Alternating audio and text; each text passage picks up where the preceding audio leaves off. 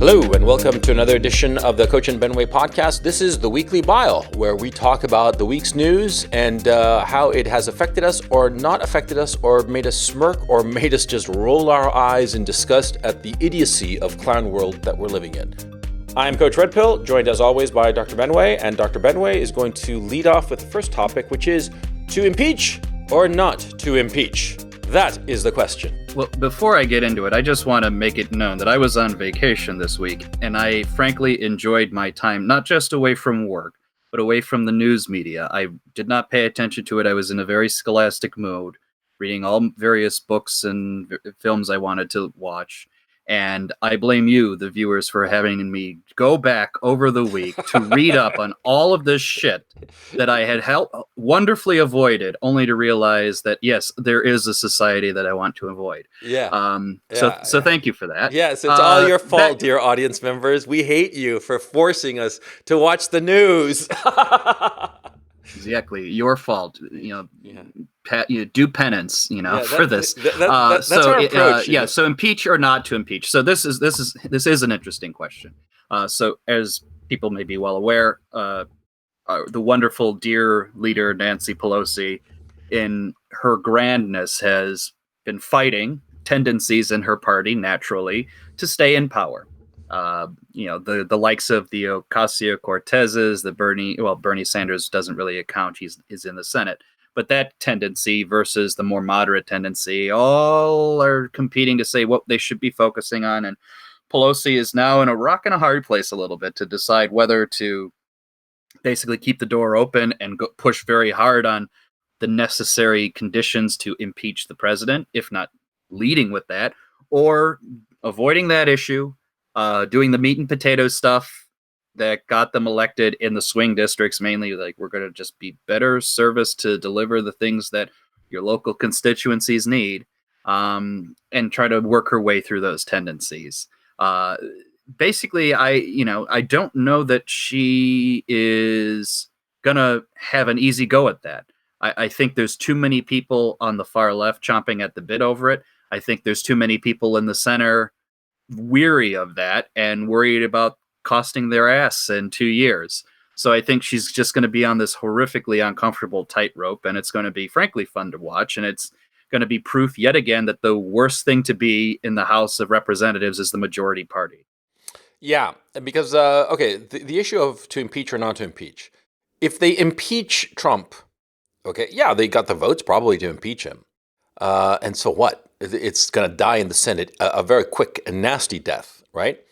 And so it dies in the Senate, and who's going to have egg all over their face? The Democrats. And everybody's going to be saying, well, look at the fucking Democrats in Congress. They don't accomplish shit. They just try to, go after Orange Man bad, right?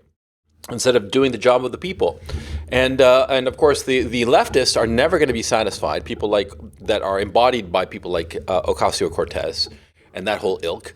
They're never going to be satisfied. So Pelosi has to, what I would suggest she do, as a disinterested observer, is to, just punch a hippie and just fucking ignore the hard left, the crazy left, and just move on with the business of governing. If she goes down the rabbit hole of impeachment, it's going to be like Newt Gingrich, basically. You know what I'm saying? Yeah, that's pretty much, I think, the condition. This is the standard politics 101, which is the far side of a wide-ranging party invariably gets marginalized because you realize where are they going to go? Yeah. Right. Every attempt that a party like that has tried to kind of move the center, or if you will, recharge and break off into a new kind of political party or tendency doesn't work as well as they think. They tend to still vote with the Democratic majority. Sometimes, you get a guy like Trump who fucks things up with a wrench, but that's not really in Congress, is it? Use the Tea Party as another example. Yeah, they won, didn't do shit. Yeah, exactly. So keep that in mind. What is interesting though is that she is leading, or at least as far as I can tell, with amongst other things, major infrastructural spending. Now, of course, it is smart, but I'll tell you who could be smarter. if he played his cards right, which is the president. And I would just simply do this. I would look at everything they'd want to spend on infrastructure and know damn well that that was part of my campaign promise to offer similar things.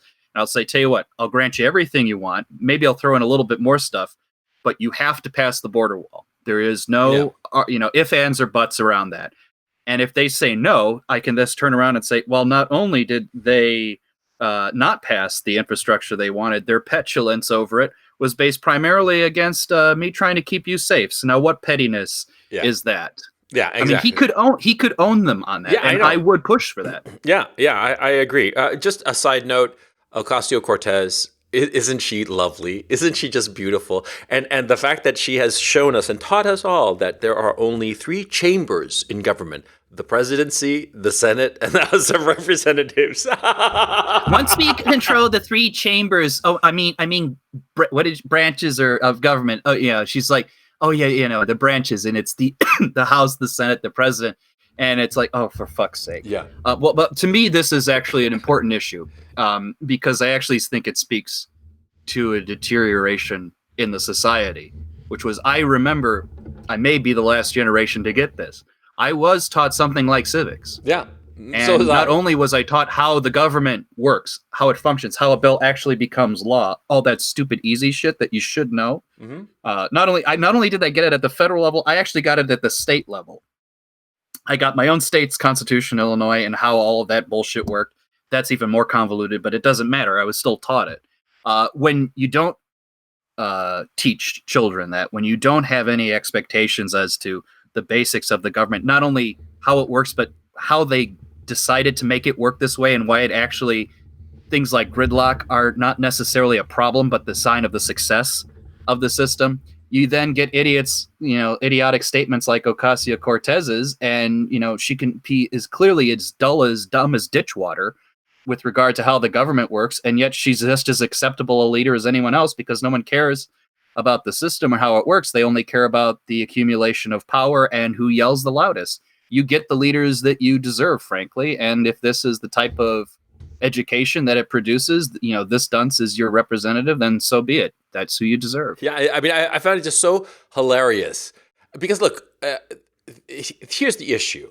In this particular interview, it's not that she had a brain fart. We all have brain farts. I've had them on this show plenty of times, and dear listeners know that, and you, Benway, know that, and so fine. That's not the issue. It's just it was symptomatic of her just basic ignorance and stupidity. Okay, and the thing is, she is the one of the hard lefters who are pushing Pelosi. Shit, before she'd even been sworn in as a congresswoman, she was leading a protest in the fucking Congress at Capitol Hill to get rid of Pelosi as the leader of the Democrats. I mean, what the fuck, right? This woman is just going to be for the Republicans. She's the gift that's going to keep on giving. She's just this piñata of stupidity that, you just have to not even hit her, just like poke her a little bit. And candy is going to fall out. It's just going to be wonderful. So, yeah, there was that. I just wanted to note on that. And regarding your issue on the border, okay, the border wall that you were talking about, the quid pro quo between Trump and Pelosi, that Trump could own the Dems by doing that quid pro quo, which would be the smart thing. Well, see, that caravan that's coming up from Guatemala or Honduras or whatever shithole countries that it was coming up from, right? Now, the Mexicans are protesting them. The Mexicans don't want these people in their country, and that's kind of interesting. I mean, that's sort of like an unexpected twist to this whole thing. Long story short, the mayor of Tijuana, I forget the man's name. I've been reading reports that he's very concerned about this caravan, and I had saw in passing. Forgive me if these numbers are not accurate. They were an estimate to begin with anyway. I think there's something on the order of like 500 people in that caravan who he's concerned are criminals of some stripe, and is naturally. Tijuana is not in a great place to start with criminality-wise to begin with. But to have 500 more from people outside of Mexico, he doesn't know who the fuck they are, what they're doing. But, if he's concerned about that, I think that's a real, legitimate concern. And remember, not too long ago, they were saying, there may be a criminal or two, but, they're just kids with stuffed animals, very tired from all the walking that they've done. Let's put it this way. Mexico has no interest in being nice to America, right? So if they're worried, it's for legitimate reasons. Yeah. What's interesting about the story is that, first of all, the fact that they're crossing all of Mexico to get to America and they're refugees, what the fuck? Why don't they just find refuge in southern Mexico? Why do they have to cross all of Mexico? And the other thing is, of course, that they're saying that when they get to the border, they're just going to attack it, just like rampage it. They're going to just try to breach the border by force. Okay, what kind of optics is that going to look like? And if the Democrats, because see, everybody's saying that this is a potential trap for Trump, which is true in some ways. Dick Morris did a really good analysis about this. He basically said that with the courts basically twisting Trump's arm and not allowing him to do his duty as the executive, yeah, sure, eventually the Supreme Court will rule in his favor. But it'll take 2-3 years for that ruling to come down, right? Just as he did with the so-called Muslim ban, which wasn't a Muslim travel ban. It was just a ban of certain countries, and it was perfectly legitimate as the executive to do so. But these liberal activist judges decided, for political reasons, that they wanted to twist Trump's arm and create this window of 2-3 years. So they're going to try to do this, or they are doing this with Trump, right? But it's a trap for Trump, but it will be a trap for the Democrats, because if all of a sudden on the news there are these images of this horde of migrants trying to forcibly break through the border, it's going to play right into Trump's hands. I mean, he's going to be saying, "Look, we need a wall. Give me the money." And what's the Democrats going to do? I mean, it seems that this migrant situation, this migrant caravan, it's one of those political situations where you really don't know who's going to win until the facts actually break out on the ground. It's just going to be one of those weird, like, Ali Frazier kind of fights where you don't know who's gonna wind up on top, because they're equally matched and the stakes are equally high for both sides. So that's going to be fucking interesting. Well, I'll tell you exactly. I know exactly what the left wing wants on this front, and what they want is very clear to me. They want the equivalent of that dead migrant child on the beach of Europe. Sure. They want, I'll tell you what they really want. They want an ICE agent or a military agent of some kind to have put a bullet in the head of a kid. And then that image will be all over the world. You'll have the CNN commentators crying and ripping their hair out saying, "What country do we live in? I don't recognize it, blah, blah, blah, blah, blah." All that jazz. So they want that child dead. Trust me. I know how leftists think. They want that child dead. Yeah. And that's how they're going to fucking get everything they want. Trust me, which is why the president does have to be very careful. Yeah. Now, I know people on our side will say, "Oh, don't cuck, do whatever you want." Fair, all well and good, but you try living against that image for the rest of your days and seeing how long you can withstand it. Yeah. It's not easy. No, so it's not be easy. Very careful. It's a very, very, it's not merely contentious issue. It's a fucking radioactive issue. This could really torpedo Trump's presidency. Yeah. But the funny thing is that if he allows the border people to be overwhelmed, and says, the first thing, well, it's because the Democrats and the Democratic justices and all the rest of it, and we'll get into the whole tussle with Roberts in just a second, but it's these Democratic judges that made this happen, and the Democratic Party, and blames it all on the Democrats. If the people go in that direction, it could really hurt the Democrats in a way that they can't recover from, because they're going to be saying, well, these fuckers, they basically want our country to be overrun by fucking criminals. So the one thing I'll be cautious on that front is I worry that the president's played that card a little bit too much the past 2 years. There've been a little bit too many times where he said, "Oh, everything would be great if people just backed my bills." They're never going to fucking back your bills. You know how they act. So don't come. You can't play, the crying of the wolf. It's like, "Oh, everything would be great if the Democrats just played the game." He's going to have to be a little bit sterner. So he is kind of stuck in a tough place where, yes, you are going to try to avoid the pitfalls of, like I said, putting a bullet through a 5-year-old kid's head. But you also don't want to necessarily be in a position where, the whole fucking caravan is crossed through and you said, "Oh, tough luck, those fucking Democrats. Oh, well, vote for me next time." So it's going to be a really tough balance. The clearest response naturally at this point is that he just has to get the wall built by hook or by crook. And frankly, I don't think he needs any legal approval to do it. And I would even suggest, in the world where the Ocasio-Cortezes can get around playing her game without worrying about the structures of government and just whine long enough to where, you get what you want, a la like the Brett Kavanaugh hearing, just, destroy a man's reputation until he goes away kind of thing. Mm-hmm. In a world like that, I would just use force.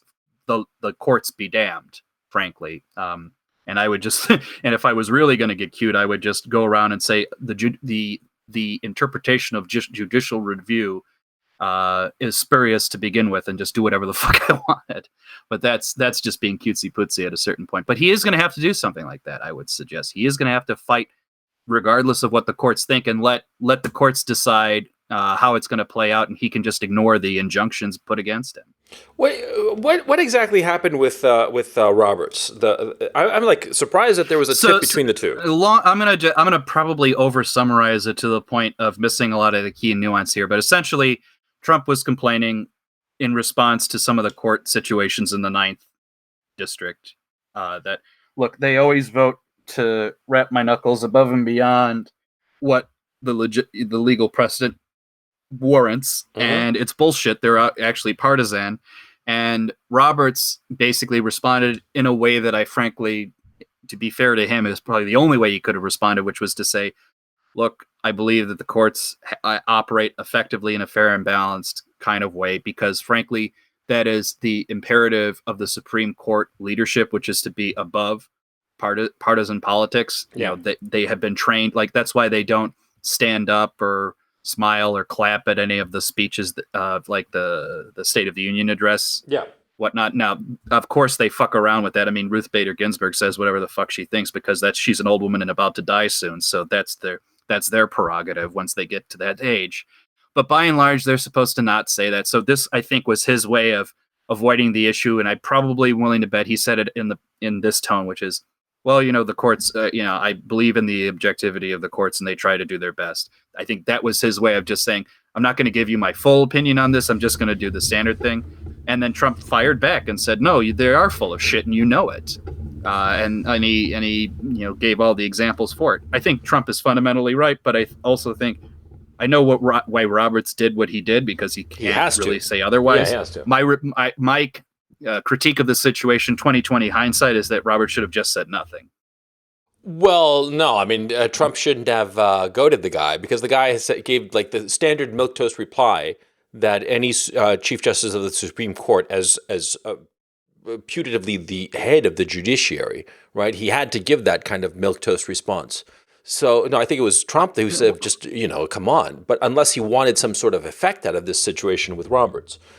I think Trump said what he normally would have said. If I were Roberts, I would have just simply said, as the head of the court system, I do not opine in any political matters that the president may have, and I would lend it at that. Yeah, okay, well, fair enough.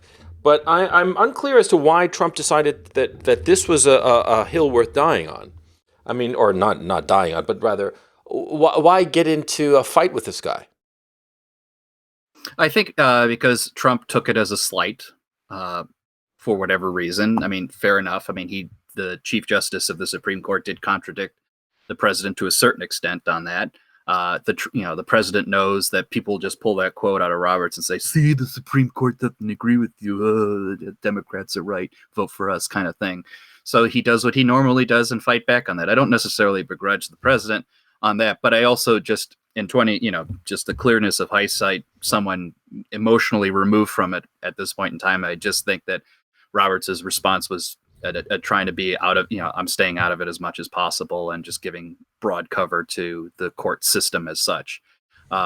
Is it a hill worth dying on? Who knows? And to a certain extent, who cares? I think the president knows that it works with a group of people that he wants it to work with. Whether or not it works with the broader populace, probably not. But at the same time, it's not going to cost him anything, I don't think. Well, I think that Trump has better be careful, because I think that he's starting to lose his core. The core diehards are kind of starting to get disillusioned, and it's this fucking wall issue that I myself find sort of. Well, yeah, trivial. I mean, I think they are getting diluted, but I don't think it's, or not diluted, excuse me, disillusioned. Yeah. But I don't think it's because he got into a fight with Roberts. I think it's because he's not building the wall. Yeah. No. I just wanted to segue to that particular issue, that Trump should pay attention, because there is. The word is that he berated his Treasury Secretary Mnuchin, who used to be a Goldman Sachs guy, because the stock market is sort of like, not doing that great. The markets are sort of like, it's down 6% for the year. Shrug is basically my notion of that. I think it's sort of like expected because Powell is winding back QE, and so that kind of and he's also upping interest rates. So that's sort of inevitable that he's gently taking away the Kool-Aid from the party. Or not the Kool-Aid, the punch bowl, but sometimes it might as well been Kool-Aid, right? But anyway, he's taking away the punch bowl from the party. And so, there's been a slowdown, 6%, of the New York Stock Exchange. I haven't looked at NASDAQ, but because I really don't follow the market. It's not been great. I have unfortunately been looking at my portfolio. Oh, how bad has NASDAQ been? Well, we can look. Sorry, you were saying? No, I was saying how bad was NASDAQ year to date? Do you happen to know? I don't know overhand, but it's down. But regardless of this, to me, that the big issue here is, and this actually is going to go to a hard right critique of Trump. I know there's always the crowd who just says the MAGA quote, and they think that's all a political position requires. And I'm frankly embarrassed that I have to keep addressing them. But here's the reality of the situation. The only reason Trump was touting, oh, look, under me, the market's been great. The market's been great. It was a stupid move to keep on saying like, that's your big sign of your success, because we all know that the markets always will go down, especially when people outside of your immediate control, like you said, with quantitative easing and whatnot, can influence it. Yep. It will look bad on the president. So if I'm responsible for it going up, am I not responsible for it going down? You get into that trap. And the problem with that is, I know that the market's uptick this past few years was in part stimulated by those tactics, the tax reduction. Here's the thing. Those tax reductions were the corporatist GOP, middle way point that he said, we'll get a victory on this before we get anything else. Those tax cuts represent to a lot of the harder people who wanted tighter control on immigration, who wanted the wall, who wanted better control of the Obamacare fiasco. All of that stuff has not yet happened. In other words, the stuff to address the middle class, and the working class. So the dealing with the opioid crisis, the dealing with immigration, the HB1 visas, all of that's not done. But hey, guys, you got a tax cut and the market is up or down. Oh, now the market's down. Well, fuck you, Steve Mnuchin. Like, well, you shouldn't have to just rest your laurels on this one thing that has a lot of influences above and beyond you. You should be able to say, look at that fucking wall I built. Yeah. Look at all of these. Look at that Obamacare bullshit that's done with. Look at the fact that half of you aren't dying now that you would have been dying because of this fucking drug crisis, or dealing with China. He's still in a fight with China, and I'm certainly happier that he's at least pushing on that front. But frankly, there's a lot of big stuff that is off the table, and I'm sorry if Ann Coulter keeps reminding him of this all the time. You cannot just simply say, oh, it's just the never Trumpers who are critical of him. That's just a fucking lie. Yeah. And you know it. And I know the commentators who are going to be on the bottom of this video bitching about it. But I'm sorry, you have to be adults and hold your leader's feet to the fire if he's not fulfilling his promises. Yes. And I'm sorry, too many big issues are being left unaddressed by this president, and he better fucking do something about it. Yeah, I completely agree. So moving on from there, we mentioned China and this kerfuffle between the U.S. and China and trade and all that. I don't know the details. Probably the only people who really probably know are actually the negotiators, because at this point in time, who knows what's going on. But the one thing I do know about that whole situation with China is, number one, China is never going to pick up its chips and leave the table. They can't. The United States is its biggest customer. They need its biggest customer. So one way or another, some sort of deal is gonna happen, and it's gonna be kicking or screaming on the part of the Chinese, but it's gonna happen. They cannot walk away from the American market, and this is the problem, of course, about trade deficits that nobody ever seems to understand, and like that the British, for instance, don't seem to understand. When you are the debtor nation, when there's a trade imbalance, it's the debtor who has all the power in the relationship, because he can ultimately default or hurt the other guy. In the case of the U.S.-China situation, China is the one that's going to hurt more than the United States in any kind of final war, because the United States is the debtor nation. In the EU Brexit situation, Britain has all the cards because they're the net debtor country. And that's the thing that well, at least the Americans seem to know that, at least Trump, because of his own personal bankruptcies and whatnot. He probably understands this better than fucking Theresa May does, that's for sure. But going on to the China situation, you wanted to talk about the response of the Chinese to the Muslims. Please tell us. Yeah, I have it. Unfortunately, I don't have too many sources that I can go back on and reference, but essentially I have been seeing a lot more rumblings of how China has been dealing with the minority situation in their own country. I mean, they have a number of minorities that they're worried about, but one of the more recent ones that they're getting press over is their treatment of Muslims. And in particular, I forget what regions they're in. They're probably in the West, western areas of the country. I can't say that for certain. The Uyghurs and all the rest of it, yeah. Yeah, probably. But in order to deal with potential Muslim revolts or religious-based problems, which, trust me, China has a lot of internal revolts that they never like to talk about because it's a fucking problem. And it's not just with Muslims, and it's not just with Tibetans, it's with their own poor. Yeah. They decided to take a page out of the Maoist playbook and decided to imprison a number of Muslims and re-educate them. And you'd say, well, how did they re-educate Muslims? Well, they'll force them to have alcohol and eat pork. This is fucking funny. And to enjoy it. It really is out of the Maoist playbook of the re-education camp. So for those of you who don't know of the Cultural Revolution and also the Great Leap Forward, pretty much after Mao's land reform / agrarian economic reforms resulted in famine and disaster, he decided to stave off revolt against his leadership by having the Cultural Revolution, which is basically revolt against the elders who are not trustworthy and they're kind of complicit in capitulation to capitalism. Love me, I'm the dear leader. And so what happened was kids would rat out their parents, take them to these re-education camps, and make them confess their crimes and acquiesce to the regime. Yeah, basically torture them in order to get their conviction. Psychological and physical torture. It was a sick kind of fucking thing that they did, but this is essentially what the Chinese are doing now. And what's interesting about this, and this is something I have an ambiguous feeling towards, which is I notice a lot of people on our side are like, well, at least the Chinese know how to deal with their Muslims. Yeah. And to a certain extent, yeah, they're dealing with it. Can't blame them for that. On the other hand, I know exactly the mindset it comes from.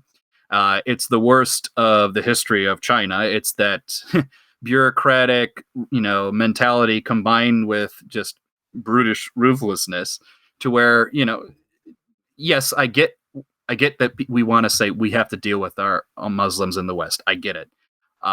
When I look at the Chinese, I'm like, if I have to become China to deal with the Muslims, I'll shoot myself in the head. I don't want either the Muslims or to be the Chinese Confucianist world. It's just anathema to Western civilization. No, that notion of forcibly turning the Muslims like that and forcing them to eat pork and drink. Yeah, I earlier before we started the show, I made a joke about it that basically the Chinese are forcing the Muslims to have a frat barbecue. Yeah. But no, joking aside, see, you can't have a society where you're forcing people to rescind their religion, at the point of a bayonet. That's just, you can't have that kind of society. But here's something that's interesting about the Chinese is that, to me, they're the social, what do they call that thing? The social index that they are creating for people. And I forget the name, but I know what you're talking about. Yeah. I think it's a social index where basically you have a score for your social interaction. And your friends, if your friends get negative scores, you get negative scores, okay? So it's sort of like it makes you pressure your friends to comply with the government, right? And people in the West are starting to say, hey, that seems like a pretty good idea. I mean, they're not saying it openly because we're all like, oh, that's awful, blah, blah, blah. But the tech companies, the FANGs, you can tell that they're kind of thinking about it. You can tell that they're thinking, man, this would be a fucking good idea now, wouldn't it? This would solve all our problems now, wouldn't it?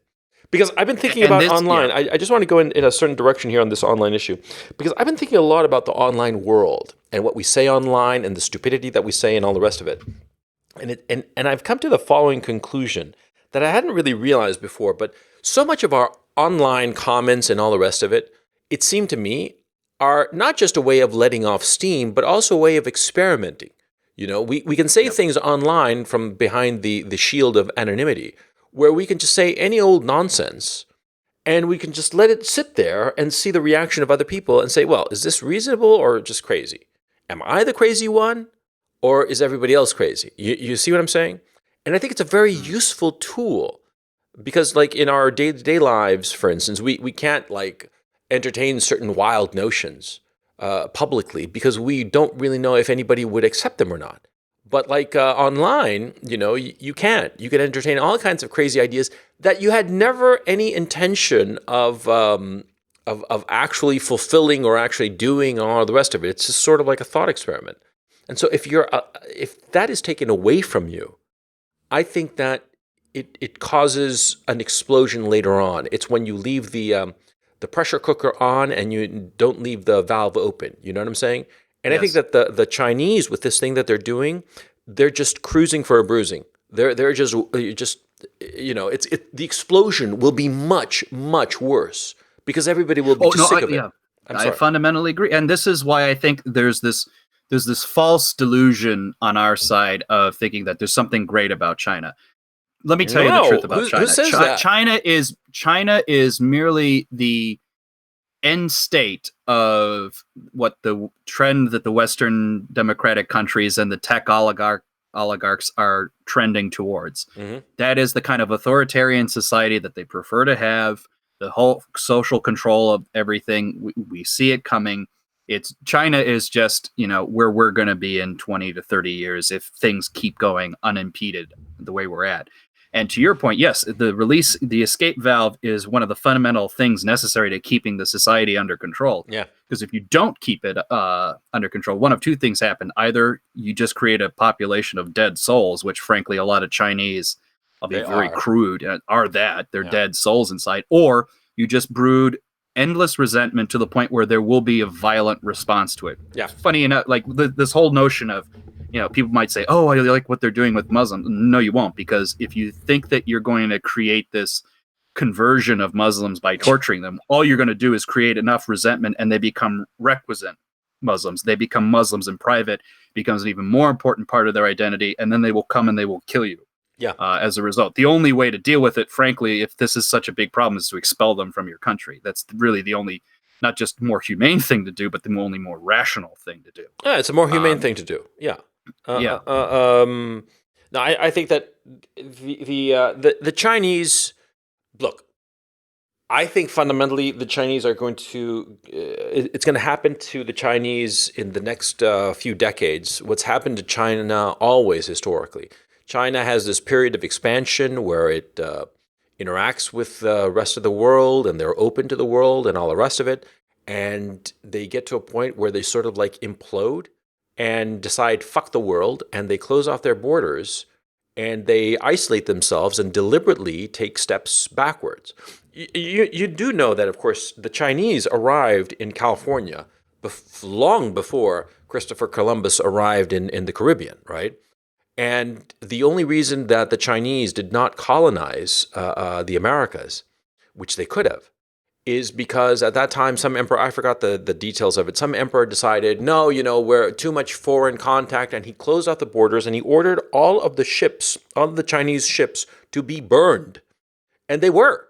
And that's what China does periodically. It just closes itself off from the rest of the world because it can. Because China has the ability to close itself off. It's big enough. It has enough people. And frankly, its political philosophy, its cultural philosophy is such that it cares so little for the individual that it doesn't mind killing off millions of individuals so that the body politic can be isolated and for a few decades or centuries and just like, reestablish and reevaluate itself. That's the Chinese way. That's how it's always been. I think that China is going to explode in a few decades, and they're going to shut down once again, like they always have. Crazy as that may sound. And I know it sounds crazy now, but look at Chinese history. Study it. They do this periodically. That they have this interaction with the rest of the world and they love it and they indulge in it. And then like the worst parts of themselves start to flower, like some sort of like a bad case of athlete's foot or something, it just gets worse and worse. And then they suddenly sort of like have an internal reaction. The poor rise up. There's a revolution and the borders come down and they just close themselves off. I mean, and it always happens. Always. It's just the way of China. Anyway. And frankly, my attitude on that is the sooner the better, because an expansionist China benefits very few except the Chinese. In fact, I think some folks have noted the similarities between some of the recent, expansion in American deaths as a result of, drug overdoses, many of which linked to the drugs that China sells to the United States. Oh, really?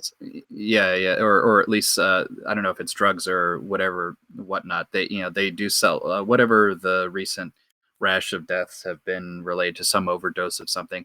A lot of those materials in part come from China, and one wonders if it's a kind of reverse opium war. I wouldn't know, but anyway, moving on. I don't put past the Chinese to do anything, but frankly, the sooner they are bottled up, the better. And well, I don't think my folks have been. I don't think it's going to happen for at least another 30, 40 years, but I think it will happen. Look, when something happens that many times in the past, in a cyclical manner, you tend to think that, I mean, Vico's notion of, cyclical history, I've always been iffy about that. But here, in the case of China, that is the case. But anyway, we'll see soon enough. Now, the next issue becomes on the list here is, Hillary Clinton recognizes that the immigrant situation is a problem for Europe. What the fuck? Yeah, well, she's not the only one, too. John Kerry recently said pretty much the same thing. Now, two big things to note here. I'll do the easier one.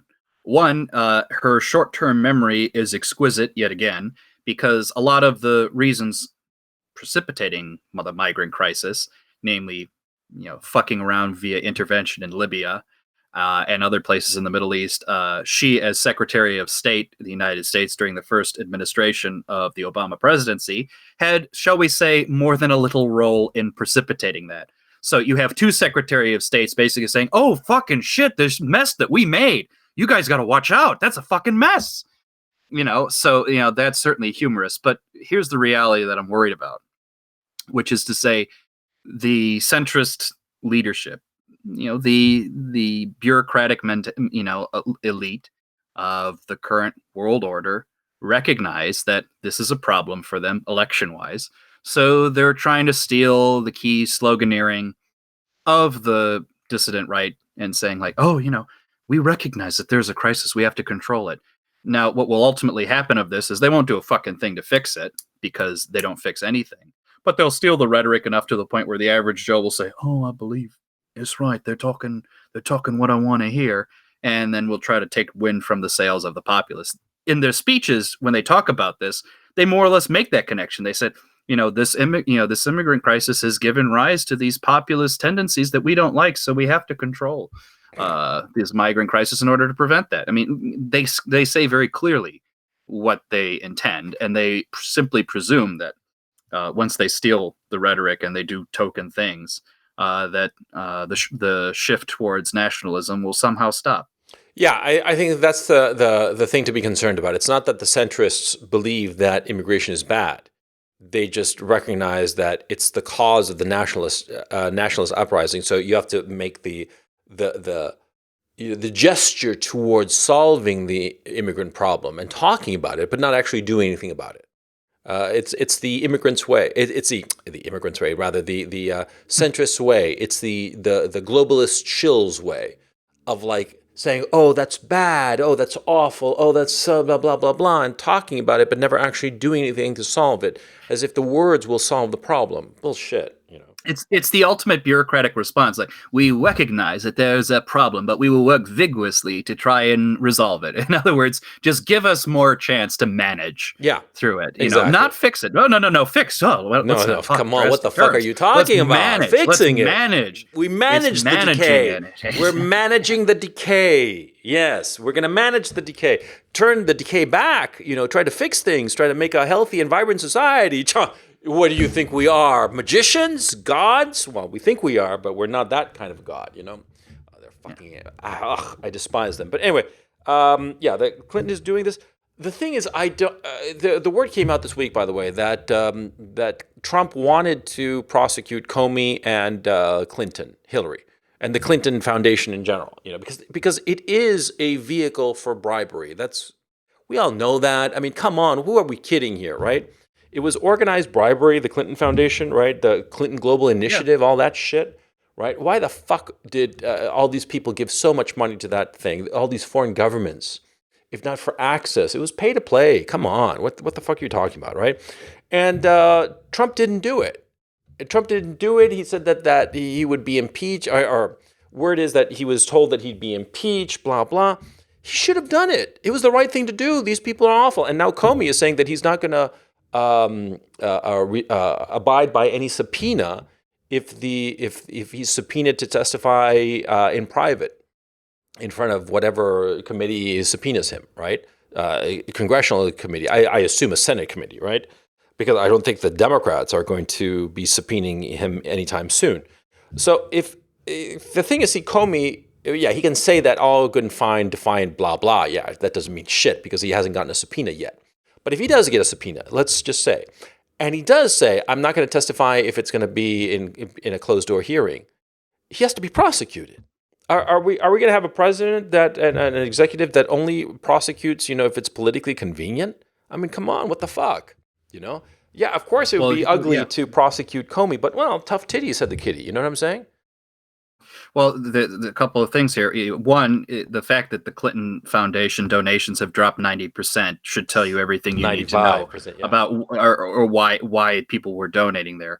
But more importantly, the fact that Trump did not go after them, even though apparently he wanted to, testifies to what I've been worried about for a long time now. Namely, there are too many establishment Republicans in close proximity to his ear. Yeah.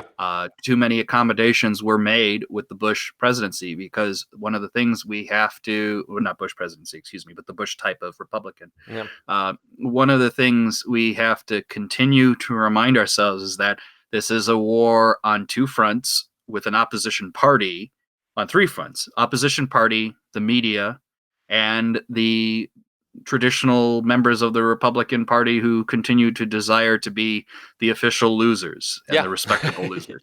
Do not forget this. I mean, this is a key issue, and they are still ensconced in the president's executive office, and they should not be there. And I understand when he started out that it made sense to try to say, let's come together as a party and work through this. But it's clear that their actions continue to undermine the president and lead him away from the policies that will strengthen his position with the public. Yeah. I think that, because I don't quite understand these GOPers who they don't want to win. It's like philosophically they're conservative and they talk the talk, but they don't want to win. They're like too gentlemanly to win. What the fuck is the matter with them? I do not understand that. I mean, how can I put it? Even the moderate Democrats, they want to win. They make the effort. I understand when you're moderate, when you're thinking to yourself the long term, that yeah, sure, we can burn our bridges today, but we might need to cross that bridge later on, so let's not burn it. Okay, yes, I understand that mentality. But even the moderate Democrats, even conservative Democrats, they want to win. They want to win on their policies. But it's like the moderate Republicans, the centrist Republicans, they're too much of a pussy to go out and win. I don't get it. I just do not get it. Well, part of it, I think, is a residue of their psychological mindset, which is if you have something of a conservative mindset, I mean, small c conservative, and you make a fetish over, manifesting the last vestiges of the last decencies and the last codes of conduct.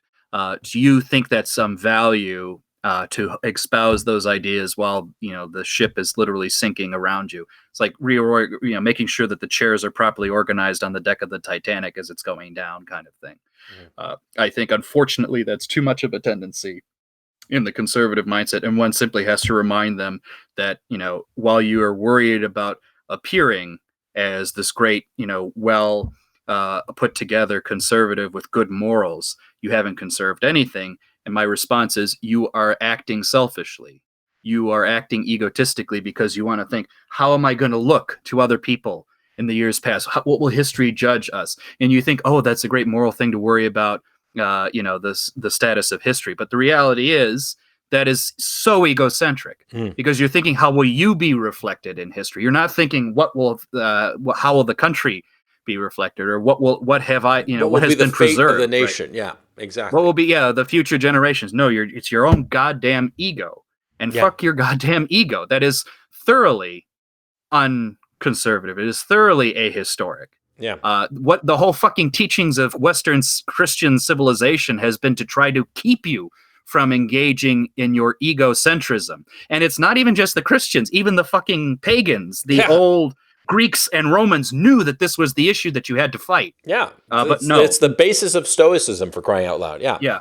But okay, so I just don't get it. They're just born to lose. That's what it seems to me. Born to lose, lose with like a pained smile while having a nice haircut and dressed in a nice suit. That pained smile that it reminds me of Jeb exclamation mark. Mm-hmm. Jeb, the pathetic loser, the pathetic fat fuck who cucked out and married some floozy from Mexico, wherever the fuck she was from. No, I just find it repulsive.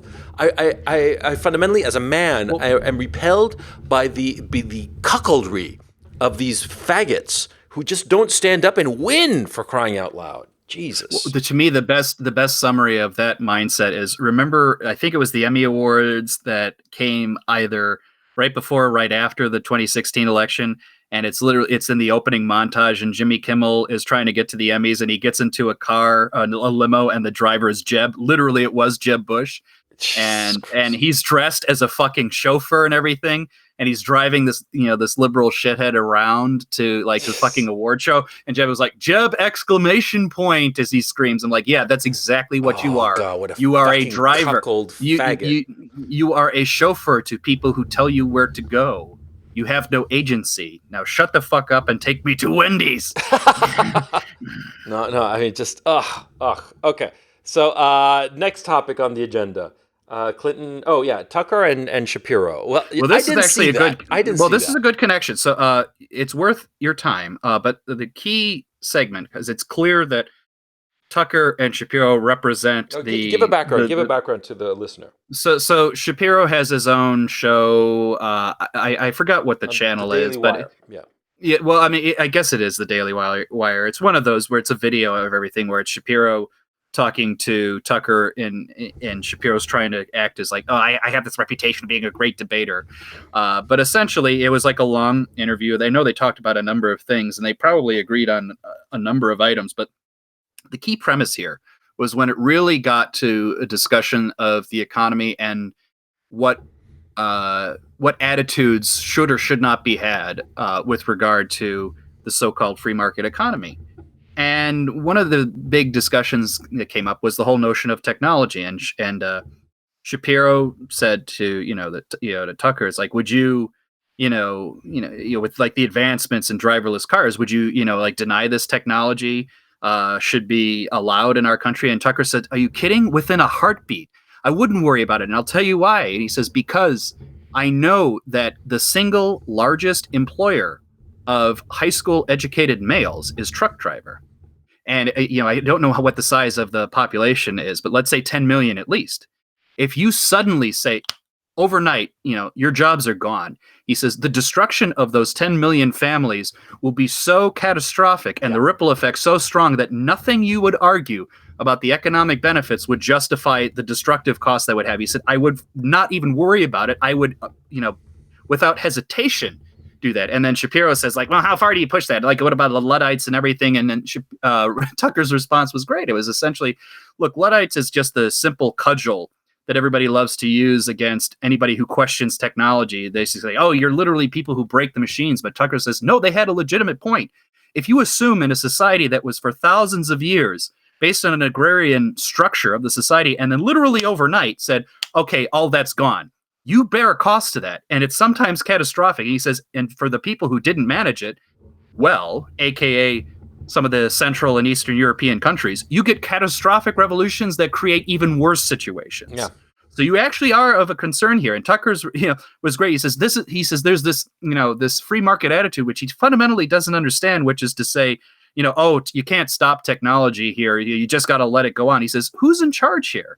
Yeah. We are humans with agency. We have free will. Are we going to be in control of this situation or not? And I mean, and Tucker basically said, look, there's no Nicene Creed of free market economics that we all had to, accept here. Yeah. And it clears that Shapiro has no response to this.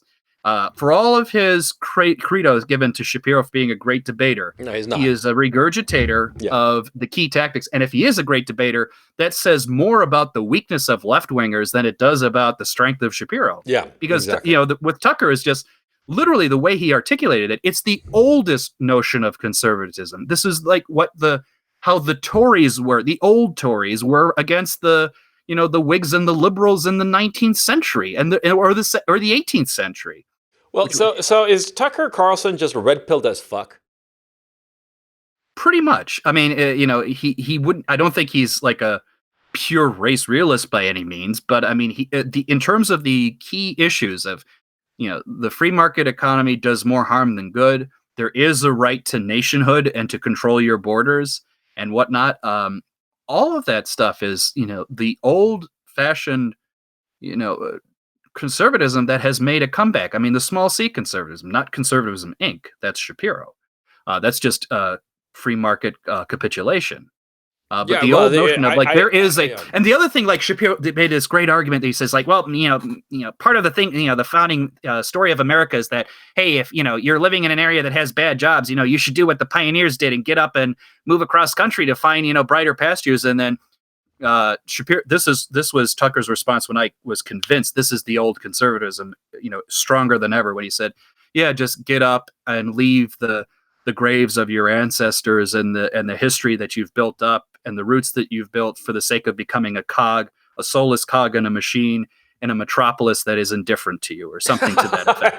I mean, that is the ancient response in a good way. I'm not saying that as criticism of Tucker, far from it. Yeah, no, good answer. I'm with Tucker. The notion of like moving. You only move when your situation is catastrophic where you are. The Irish who left Ireland during the potato famine, it was a fucking famine. That's why they were leaving. They were literally starving to death. Okay? That was a very good reason to leave. It wasn't like, something, I'm just kind of tired of the Irish weather. Let's try something new. No, it was a catastrophic move. Brought about by a famine that what was it? Half the population of Ireland either left or died or some shit like that. Yeah, it was catastrophic. Yeah. And so this notion that Conservatism Inc. pushes. Look, Conservatism Inc., like Ben Shapiro and people like that, from my point of view, what they are basically, they are shills of the oligarchs. They are people who are trying to create a populist sentiment for policies that only benefit the oligarchy. They are the shills of them. And they are not people who really give a shit about the people. They dress up what they're saying as if it's good for the people. As if, capitalism and opportunities for all. That sounds all very well and good, sure. But it's a kind of propaganda. It is propaganda. It is propaganda, and don't ever forget it. And what I'm liking about Tucker Carlson is that he sort of used to be a propagandist. Let's back when he was in bow tie days, he was a propagandist. He was a part of Conservatism Inc., though I suspect that he didn't realize it at the time. I suspect that he was just genuine about his conservatism. And then, you keep pointing to the fact that he changed ties from bow tie to a straight tie. And that was the transformation moment, the transformative moment when he sort of like woke up.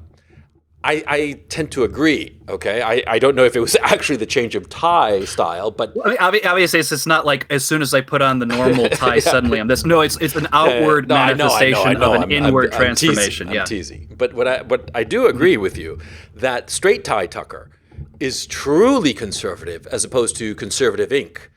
I think that he didn't realize he was conservative ink before.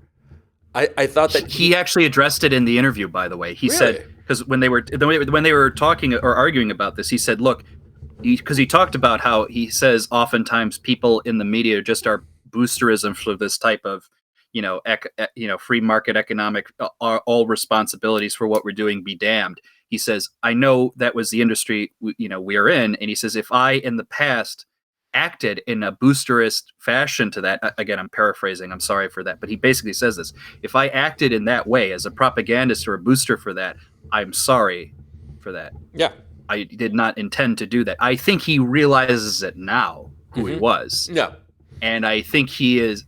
Perhaps there's some degrees of making amends. Like, look, well, the very fact we act in archetype. There are archetypal shifts in people over the history. There, we follow patterns.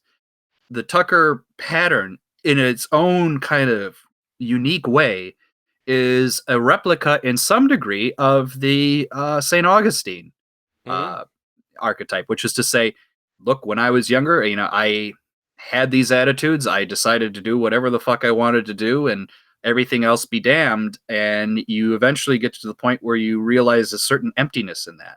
Now, obviously, it's not. I don't presume that Tucker was going around whoring around and saying, free market capitalism, but he certainly was whoring around in terms of the just generally like following party line. Yeah. And I think he, by virtue of just being out amongst the populace and just seeing the reality of what he was peddling, realized that there was more to this than he probably gave credence to. Yeah. Well, look, the guy is upper class. He was ensconced in an upper class milieu, hanging out with other types such as himself, news types, and he was known by other liberal news people to be one of the funniest guys around, and very popular. Very popular, even though he was a conservative, as a lot of these people would say, and he was liked. He was part of the gang.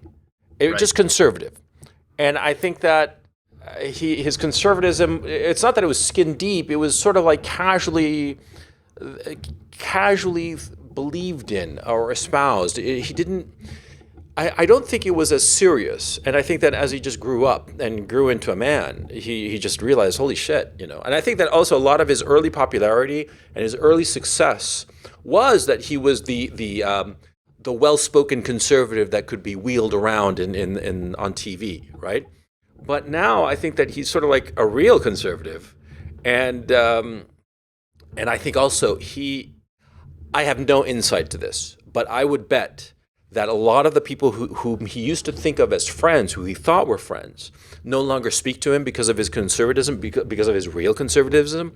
And he's realizing, I suspect, I could be totally wrong, that a lot of the quote-unquote friendships he had before he must realize that they thought of him as their pet conservative. And now that he's a real conservative, they don't want anything to do with him. And that must really have been an eye-opening thing to him. You see what I'm saying? I mean, just as much as seeing the reality of working class people and how political beliefs and political policies change people's lives and how liberal policies hurt people in many ways. And I think that kind of personal change in his own situation must have had a real impact. I'm totally speculating, but I suspect something like that happened. Well, here's why the speculation is warranted, because I'll take a couple stabs at it. One, I recognize that tendency in certain quote-unquote friendships, which is I'll like you to the point of which you approve the list. Though it's not true friendship, that is like a quid pro quo. It's like I like you because of what you could do for me, or you entertain me, or you do something that I get immediately out of it. A true friendship is I don't get an immediate material gain. I just value the friendship in and of its own sake. Yeah. And you would know it's like, someone, let's be honest about that. A friend of mine in that condition, outside of even extreme moral failings, the friendship will probably still remain. Sure. You know what I mean? That's how strong those friendships are. There are very few of them, by the way, that you have in your life. And trust me, the fewer you have, the better they are. Yeah. So there'll be that. And he's recognizing probably, because I don't doubt what you're saying has, grounds of validity, that there's elements of people who did that. The other thing that he's probably experiencing, and I think I've heard him say something to the effect in an oblique way, is that he probably has a number of friends, probably high profile people who agree with him or who sympathize with him, but have only said so to him privately. Yeah. And I suspect, that's a bittersweet thing. One is like, okay, I know there are people who still, despite everything that's being said against me, are sympathetic to me. But at the same time, it's like, he's the one holding his neck out on the line every goddamn day. Why aren't the other folks doing courageous enough to maintain solidarity? Yeah. Because this is the core issue you're going to have when you're living in such an oppressive way of life. It's very easy, and perhaps, in many instances smarter, perhaps, to make do, to have your private criticisms, but to keep them private, never expose yourself, never take that risk, and to vicariously hope that someone who's going publicly is someone that you could say, he's doing the work for me. I'll tell him that he's doing the work, but never take it beyond that. It takes an extreme amount of courage if, like, a number of notable people where they're saying, what, Tucker's fundamentally right, they should say so. Ideal world, they should say so, but they probably fear the risks that could come from that. I mean, let's face it, Tucker's own house was subject to violence, as far as I'm concerned. This is the kind of moral conundrum you're in, and I feel like that has to also be bittersweet on it. Yeah, I think that also that attack on his house, we're going to have to see the effects of that, because I think it must have really opened his eyes because of the response of so many people on the left, of just like la-di-da, and some assholes, I think it was Matt Iglesias, basically saying that it was a good thing. What the fuck is wrong with? Well, he said, tactically, I can understand that it's probably not a good thing, but I have a hard time having sympathy for Tucker's wife. Jesus fucking Christ. Exactly. I mean, if anything, you would have sympathy for a housewife, a mother of small children, being, accosted by a gang of potential crazies. Come on. I mean, no matter your political persuasion, just as a human being, you'd find sympathy for such a poor woman, right? And him to say that he didn't have sympathy for her, Jesus fucking Christ, that is just fucking inhumane as far as I'm concerned. But, well, that's the state of the fucking left. Okay, let's move on to the next one. You mentioned Tulsi Gabbard. Who the fuck is Tulsi Gabbard? So I'm surprised you actually don't know who this is. So, because she is, I forget from where, maybe Hawaii, congresswoman from Hawaii, or maybe somewhere else. I forget exactly. Democrat. But she's an interesting Democrat, which is, she had historically not been a critic of the president in a way that anybody would have expected. In fact, she's sympathetic to the president's attitude that, look, our foreign policy interventionism is bullshit. Mm-hmm. We get our asses into a lot of conflicts that we don't need to be. A sort of inward-focused, semi-America first type attitude is much preferable. And so she has been, sympathetic to the president when he said, like, don't fuck around in Syria. There's no business for doing that. A lot of it is bullshit. Obama was full of shit in what he did. What the Clintons wanted to do in Libya was garbage. So she's at least an independent-minded Democrat. Anyway, this is tied to the Saudi Arabia business.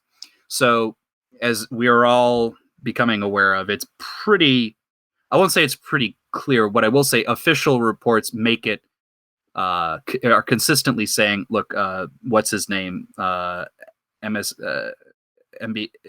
what is the current leader of Saudi Arabia? Not the official one, but the prince. What's his name? Oh, Mohammed bin Salman. Yes. Mohammed bin Salman probably directly ordered the assassination of Khashoggi, whatever. Mm-hmm. And I think the president's response was, oh, whatever.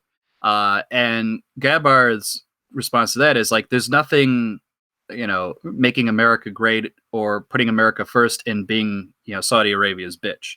Namely, just letting Saudi Arabia do whatever the fuck it wants, or dictating to us, what we should or should not be doing. And I think we can talk about the Saudi Arabia business a little bit more. But what was interesting to me were the attacks on Tulsi Gabbard. They always took the same form, and they often came from conservatives, unfortunately, and a number of whom I ordinarily would have respected, which is to say, oh well, aren't you just an apologist for Assad? Assad? Yeah, it's like that's the childish, stupid, idiotic conservatism Inc. Israeli foreign policy, not U.S. foreign policy attitude. Yeah, that our lot seems to cater to far more than it should. Yeah. I think her point was valid that no, we should be independent from Saudi Arabia. It's a unfortunate mess that we're tied at the hip with these assholes. The preference is to tell them to go fuck themselves and whatnot.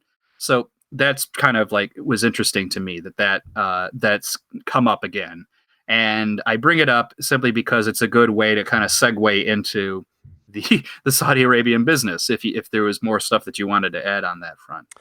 Well, I think that insofar as Tulsi Gabbard, I have no insight about her. By the way, she is the 2nd congressional district of Hawaii, and she's like she seems pretty locked down in that seat. But anyway, her I have no insight about. Saudi Arabia, I have some insight.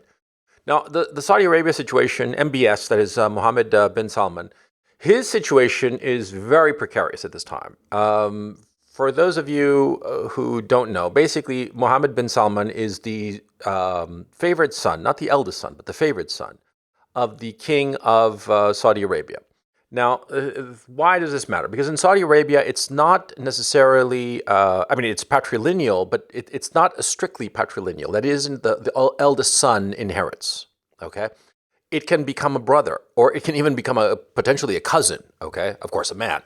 Now, Mohammed bin Salman is the crown prince. He's, I believe, 37 years old, I believe.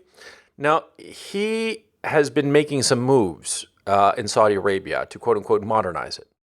One of the moves that he's been making is that eventually the idea of privatizing Aramco, like floating it out there and making it a publicly traded company. He's also been prosecuting the war in Yemen, which is, just created all kinds of havoc for the people of Yemen. Real, just horrible shit going on in Yemen, and nobody's saying anything because it's Saudi Arabia. Saudi Arabia's position in the U.S. economy is crucial, and people don't realize it. They don't understand the importance of Saudi Arabia. And it's something that is very subtle, but once you understand it, it becomes very, very clear. And I'll just give a quick précis of it. You see, Saudi Arabia is the number one exporter of oil in the world, the largest with proven oil reserves. And they, since 1974, have priced their oil in dollars. And they also buy U.S. Treasury bonds with their dollar exceedant. That is, see, the oil that they produce, they will only sell it in dollars. They do sell a few, some of the oil, a minority of the oil, in other currencies, but that's very specific conditions and situations. In general, in the open market, they sell it in dollars. Now, why does this matter? It forces every other country in the world to get dollars in order to buy Saudi oil. And the rest of the world wants Saudi oil, okay? And also, Saudi Arabia, because of its position in OPEC as a dominant member, because of its virtue of its oil production, which is the largest of the OPEC members, it can, it can effectively force the other OPEC members to price their oil in dollars, which it has done. Now, when oil, a key commodity, is priced in dollars, that forces other countries to get those dollars, right? So since other countries, like Japan and European Union and Britain and whomever else, they have to get dollars to buy oil. So that props up the U.S. dollar. And it's essential. That's part of the move. It creates a demand for U.S. dollars. So Brits have to go out and buy dollars with the pounds that they have in order to buy oil. They can't take their pound sterling and go to Riyadh or wherever and just plop them down and buy oil from Saudi Arabia. They need dollars. Same with Japan. Japanese yen, no good for buying oil from Saudi Arabia. So this is how you create a demand for US dollars. And on the other hand, Saudi Arabia, with the dollars that it receives, it takes the excedent, that is the stuff that's left over, okay, and plops it into U.S. Treasury bonds. Now, why does this matter? Because, see, the United States has run a federal government deficit since the 70s, right? And since the 60s, really, if you look at it, all the way back to the Vietnam War. And so the United States needs to finance this. So it puts out Treasury bonds. Treasury bonds are IOUs. Now, by putting out these IOUs, the Treasury bonds, somebody has to buy this stuff. If you have too much of a supply of something and not enough demand, what happens? The price of that supply collapses, right? But see, if you have a steady purchaser in the shape of Saudi Arabia, then the price of that good or asset remains propped up, which is what's happened with U.S. Treasury bonds. That's why the United States has been able to have these gargantuan budget deficits year after year after year. The United States, were it any other country in the world, would be bankrupt. There would already have been a financial crisis because the United States at this time, I do believe that the Treasury bond, outstanding Treasury bonds are something of the order of 110% of US GDP. If this were any other country in the world, the United States would be bankrupt. The only reason it's not bankrupt is because of Saudi Arabia propping up the price of Treasury bonds by its constant purchase of Treasury bonds. You see the situation here. Okay, so Saudi Arabia is key to America's economic survival. That's why Saudi Arabia is so important. In an economic sense, Saudi Arabia is the 51st state of the Union because everything that it produces, it sells in dollars, and it takes those dollars and buys Treasury bonds. It's just, the 51st state, economically speaking. It's why the United States is not a bankrupt nation, as it should be, okay? Long story short, we are unfortunately tied to the hip at this situation. The ideal situation we would prefer not to be. And we shouldn't have to be, but this is kind of them's is the breaks. Yeah. But this is frankly, the elephant in the room and related to part of the many reasons why we can't have nice things like a country that has a foreign policy primarily focused on its own protection and, reasonable self-interest. Well, no, I would disagree. This is the self-interest of the United States. The United States as a country has made this compact with Saudi Arabia. We'll supply you with the weapons. We'll turn a blind eye to all the craziness that you do in your country. We'll even turn a blind eye to the fact that it was your people who blew up, who brought down the Twin Towers and tried to destroy the Pentagon and potentially the Capitol building as well. We'll turn a blind eye to all of that, so long as you play the game of selling oil for dollars. Not even selling us the oil, but just selling it for and the other issue is of course buying Treasury bonds. Well, hold on a second. That is not true self-interest. That's economic interest. And unfortunately, people in our country have confused economic interest as the sole or only interest. Yeah. We have allowed economic interest to be our only interest at the cost of moral interest, international, just general, broader social interest is whatnot, which is to say, you fund our economic system and we will not only turn a blind eye to your shit, but we will allow ourselves to get involved into things that ensure that you are in a good state. Yeah, right? Exactly. We won't pick sides that offend you. Yeah, right? Exactly. So they do have a significant trump card on a lot of foreign policy issues. Yeah, and here's the other issue. The other thing that Mohammed bin Salman is doing now. Mohammed bin Salman is a crazy man. Okay, I mean, no question. The guy is fucking nuts. Okay, he's nuts because he's an expansionist. He's a true believer. He's a crazy man, and also he is a spoiled young man sitting on top of enormous power that he didn't earn. That's a recipe for disaster. When you have such a situation, it always ends badly. Okay. And this guy is not going to have a Henry V moment of waking up and growing into his power. No, no, no. This guy is crazy.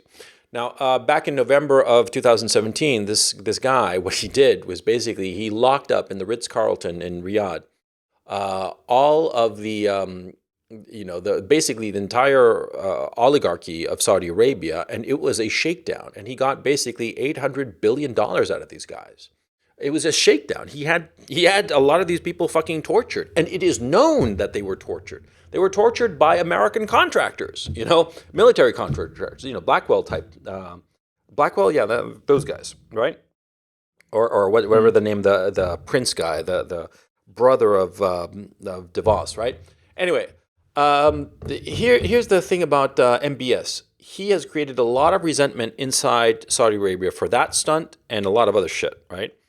And a lot of people hate his guts. The younger brother of the current king is making noises that he could potentially replace MBS.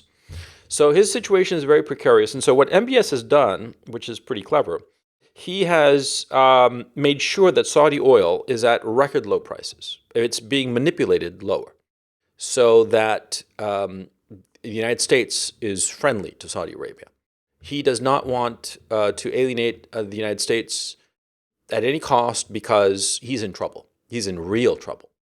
So Trump's milquetoast speech about MBS was a gigantic win for MBS. I think that the United States is going to rue the day that they kept MBS on board. I mean, this guy is fucking nuts. Okay, I mean, he's crazy. Okay, he's not like the Shah of Iran. Shah of Iran was a narcissist and a megalomaniac and all the rest of it, but he wasn't really an expansionist. He liked collecting military toys, but not really doing anything with them. Okay, the Shah, there was a famous novel back in the 70s called The Crash of '79 that assumed that the Shah of Iran was actually expansionist and militarily adventurous. He wasn't. He was never a military adventurer, but MBS is. And MBS likes what we call gay ops. He likes to do gay ops and crazy shit, like this Khashoggi murder. It was pointless. I mean, Khashoggi, who gives a shit? I mean, the guy alive was a shitloads less trouble than the guy dead. He just got into his head, MBS got into his head that he wanted to kill Khashoggi, and he did, in an incredibly stupid way. Stupid and sloppy and, okay, well, spilt milk, water under the bridge, right? But the thing is, see, it sort of like shows to what kind of a man MBS is. And MBS is a dangerous guy who is going to do more gay ops. He's going to get into military adventures. Eventually, it's going to bite America in the ass. I think Trump should have gone out in that speech and said, the CIA has confirmed that MBS ordered the assassination of Khashoggi. We think that MBS is a bad influence for the region and bad for Saudi Arabia. And we urge Saudi Arabia to reconsider its relationship with MBS. He gives that speech, MBS is dead by sundown. But he didn't, okay? I mean, really, this speech was key for the survival of MBS, okay? If Trump had withdrawn his support for MBS, everybody knows the political reality that Trump removing his support for MBS does not mean that the United States is turning its back on Saudi Arabia, because the United States cannot turn its back on Saudi Arabia for the reasons I explained. He would have been removed, and his uncle would have be put into power. Now, MBS now has a big chip because he can say that Trump supports him. Not full-throatedly, perhaps, not as much as he would like, but he supports it enough not to want his removal, okay, which is good enough for MBS. And so it's going to be a lot harder for the opposition in Saudi Arabia to get rid of MBS. And a lot of people hate him. Enough people that MBS would be wise to cull a lot of these Saudi princes and whatnot, right? Now, if that happens, the people who are going to the people he culls are going to be his opponents. So the people who are on his side, who are crazies like him, are going to grow their influence and power. And what does that mean? That means that they're going to start doing crazy shit, crazy shit. Okay, I think that MBS is a very, very dangerous individual. And to allow him to exist where he is now is a dangerous move and a bad move on the part of Trump. And I think that retrospectively, this will prove to have been one of the worst Trump decisions, because MBS will cause problems in the future, big ones. I have no idea which kinds of problems, but he's that kind of a guy. He's one of those guys who's like sort of like pathetic. Because he's never earned anything on his own. He only got his position because he's his father's favorite. Okay, but he's not smart. He's not capable, right? But he's crazy. And such people who recognize that they don't really deserve to be where they are, they always try to do something to sort of like earn their position, even if it's in their own minds, right? He's going to do something and it's going to be catastrophic. It's going to blow up in everybody's face. And the rest of us are going to be left picking up the pieces from the disaster that this asshole gets involved with. You know what I'm saying? Sorry for the rant. As I said, sorry for the rant. Well, it's okay. It was only 20 minutes. It goes back to the whole question. We don't, being Saudi Arabia's bitch is not a great thing. No. And more importantly, you don't want to be MBS's bitch, because God knows where he's going to stick it. God knows where he's going to stick it. So there you go. The wonderful foreign policy. And I honestly believe that part of that response is the fact that the president's distracted with one too many things. Well, only one too many things, probably way too many things at this point in time. But, we'll see. Yeah. The other little detail of this week, Michael Avenatti just cannot seem to catch too much of a break. People who know of last week, Avenatti was arrested for some sort of domestic abuse. Now, the LA district attorney decided that they wouldn't prosecute him, probably because they didn't feel they had enough on it. But I'm seeing more accusations being leveled against Avenatti, and now like somebody, I don't know who her name was, but she now has pictures that, the guy, abused me or whatnot. But at this point, regardless of the legality or illegality of his actions, whether these accusations are true or not, the man's done. He is no longer the bright light of the Democrats. Was he ever? Was he ever? Well, let's be honest. People certainly acted as if he was. Mm-hmm. They thought, oh, here's a fighter. Steve Bannon was actually pretty concerned about Avenatti being a fighter to watch out over. This has passed, as it were, in part because Avenatti got Avennati'd. Accusations leveled against him were enough to torpedo his career. And I'm sure deep in the corridors of the Supreme Court, our Supreme Court Justice Brett Kavanaugh is having a slight chuckle, if you will, over this turn of events. I certainly would. I am, perhaps not. He's a good Catholic boy, but I'm a far worse Catholic and a petty man, and I certainly would be laughing over this. No, I think that Avenatti, he's just, look, he was a flash in the pan, and he'll be gone soon enough. I don't give him any kind of, I don't take him seriously under any stretch of the imagination. I mean, he even got evicted from his law firm because of non-payment of the rent. What the fuck? He's just a loser, He's just a loser who happened to grandstand at the right moment, and now he's going to fade back into the obscurity that he richly deserves. The other thing that was funny was that this Chipotle, however the fuck you pronounce it. Chipotle. Yeah. The PR nightmare. You give the presses on that one. That's pretty funny. So yeah, very, very quick situation there. I don't even know how long ago it was, but basically there was footage on Twitter, because of course it would be. Because of course. Of a manager of a Chipotle's basically telling a bunch of black kids, like, get the fuck out of the restaurant. You never have any money. You have to, if you're going to be here, you have to buy shit. And they said, oh, we don't have any money. It was a racist. No, she said that they had to pay before. They had to pay beforehand. Yeah. Yeah. And naturally, through the public relations bullshit, Chipotle's like, oh, we're going to have to fire this woman. Turns out, based on little effort to investigate the online social media profile of these accusers, is that not only was this woman warranted in saying what she was, that basically I don't trust you guys.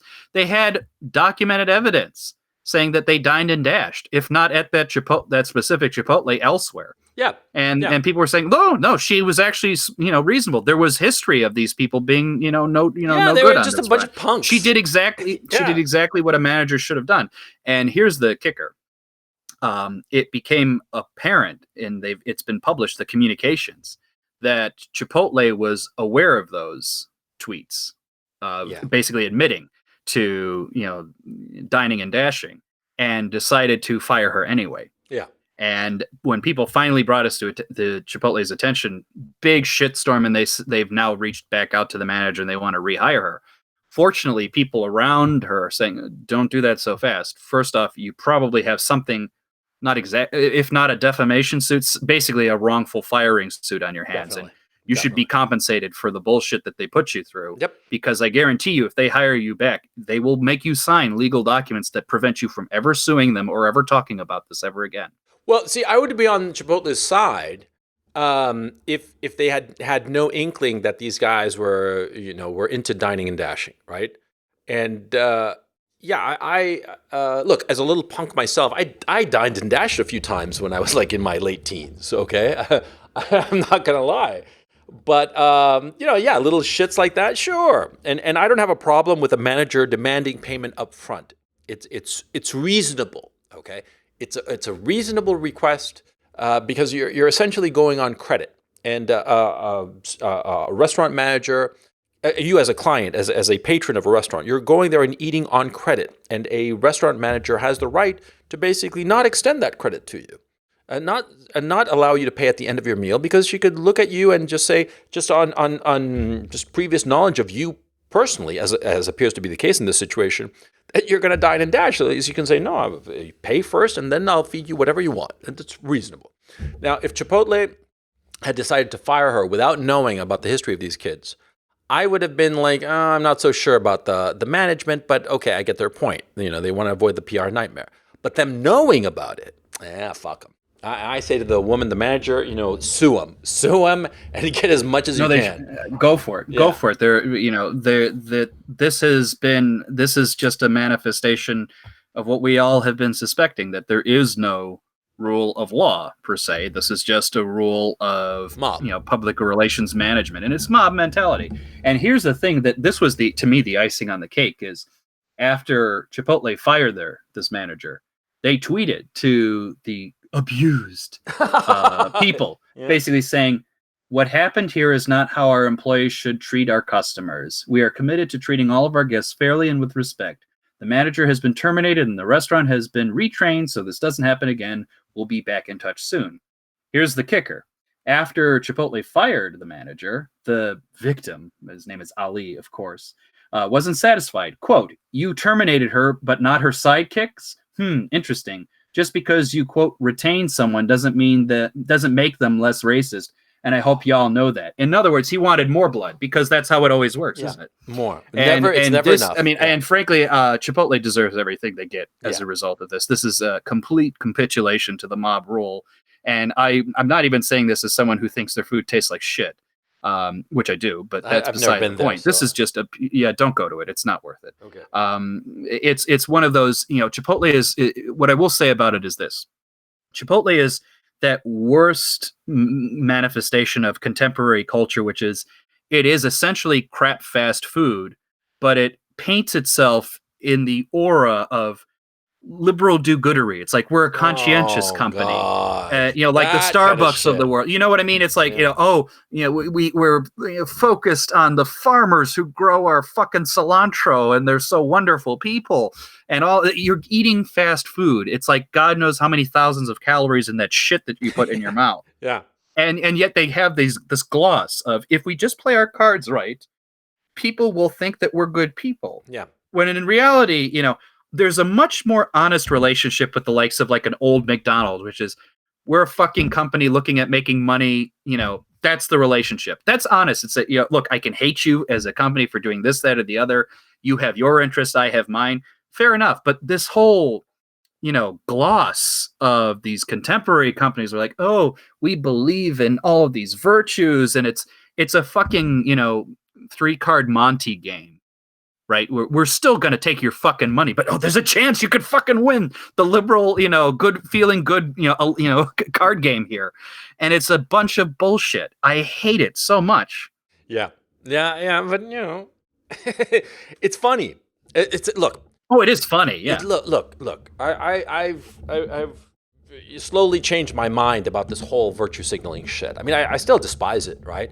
But I understand where it's coming from. The loss of religion is why we have this shit. We lost religion, and we as people, as human beings, we need to show one another that we're moral and decent. We have this need. I personally don't have this need. I personally do not feel that I have to show to my fellow human beings that I'm a good person. I just assume that I am. I act as such. And so, fuck it. And when I have to be an asshole, I'm an asshole. Fine, sue me, okay, if you can. But the thing is, see, I think it's an inherent need of a sizable portion of the populace. And once you remove religion, which is the organized expression of morality, right? What's a virtue signaler going to do? Well, they got to virtue signal somehow, so they start doing it with these stupid antics, right? And so I think it's just a natural part of human beings, and you just have to manage it. And you have to just sort of like ignore it and blow it off. I mean, getting outraged over it every week is sort of like, it's just a waste of fucking time, because we're always going to have these virtue signalers, but it's worthwhile to realize where it's coming from. The loss of religion is where this is coming from. And so people applying their personal morality to things which properly shouldn't be in the realm of morality. I mean, but you get this shit. But oh well, I mean, it's. I don't think that we're going to be able to eliminate this virtue signaling. I think that what's happening is that with religion now really and truly dead, people are going to be doing more and more of this shit. Okay, but we're always going to be seeing it. That's my thinking. I don't know if you agree or not. Well, I think what you've described more or less manifests that there is a religious impulse in people. Well, I put it I put it as an asterisk, because virtue signaling is in some sense the opposite of at least the Christian tradition. The Christian tradition, we all assume we're guilty going in and we're trying to be better. The virtue signaler is, I'm already good. No, and nobody else is. I recognize Catholic, that we're all sinners. Okay. No, that's universal Christian. And the Catholics always get this, that we're all sinners, but even the Protestants recognize this. Yeah, the only difference between the Protestants is they think when it's of their own knowledge of the Bible and without authority that they can say that they're good. Yeah. So the virtue signaling is more similar to the Protestants in the sense that they can just jump on their fucking desk and say, I read the Bible and no one can tell me otherwise. Yeah, exactly. But no, I'm not saying that there isn't an inherent religious impulse. There is. I'm saying that organized religion is dead. Okay, not the natural and inherent religious impulse that we all have. That is always going to be with us. But it's the organized religion and our good friend, our good ideology, a liberal democracy, killed it dead. So yeah. So anyway, we've gone on trying the patience of our dear listeners long enough. How long has this show been going on now? Wow, an hour and a half. So, on this cheerful note, we are going to call it a podcast. This has been the Coach and Benway podcast, the Weekly Bile episode for, November 24th, 2018. Hope you all have enjoyed the show, and we will catch you next time. Take it easy.